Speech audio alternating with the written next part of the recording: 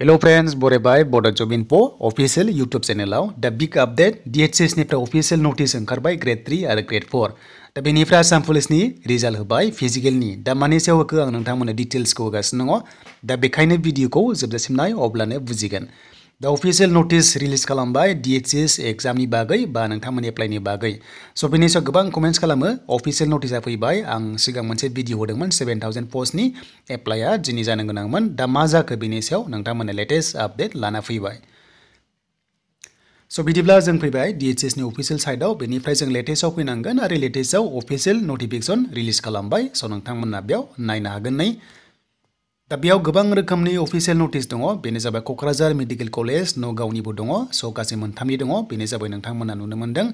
स' नलबारि नगाव बेनिफ्राय क'क्राझार स' बेयाव 2000 पस्टआ लांदां जाना दङ आरो गासैखौबो लानानै 7000 पस्टआ लांदां जाना दङ स' बिनि एप्लाइआ दिनै जानो गोनांमोन बेखायनो मोनसे अफिशियल नटिस बेयाव रिलीज खालामना होबाय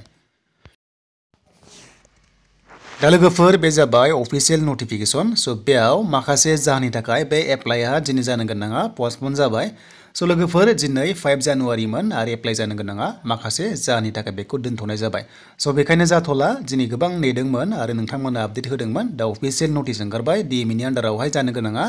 दा जायखिजाया लेटेस्ट आपडेट फैयोबा नोंथांमोना थाबैनो आपडेटखौ लाबोगोन जाहाथे नोंथांमोना भिडिअखौ नायबाय थायो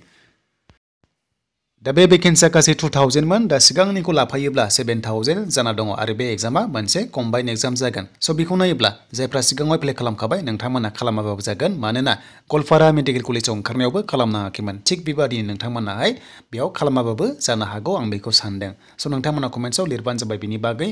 थ' जायखिजाया बेयाव नोंथांमोना नुबाय दायो अफिशियल नटिफिकेशन स' बेनिफ्राय दायो आसाम पुलिसनिफ्राय गोदान लेटेस्ट आपडेट फैदों जों बेखायनो आसाम पुलिसनि जों डिटेल्सखौ नायनोसै फैबावदो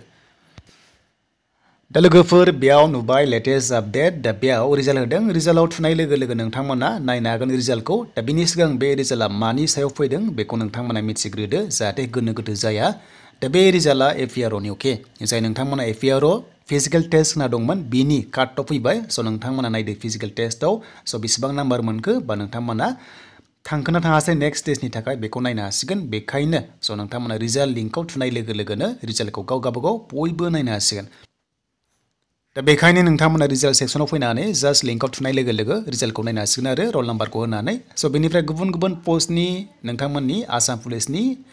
जेब्ला एप्लाइ जायो आं नोंथांमोननो आपडेट खालामगोन आरो लोगोसे बेजों लोगोसे दिनै 5 जानुवारियाव एप्लाइ लिंकआ एक्टिभ जाबाय बेनि सायाव नोंथांमोना नेक्स्टआव भिडिअ मोनगोन स' बेनिसिम लोगोफोर दिनैनि DHS आरो आसाम पुलिसनि लेटेस्ट आपडेट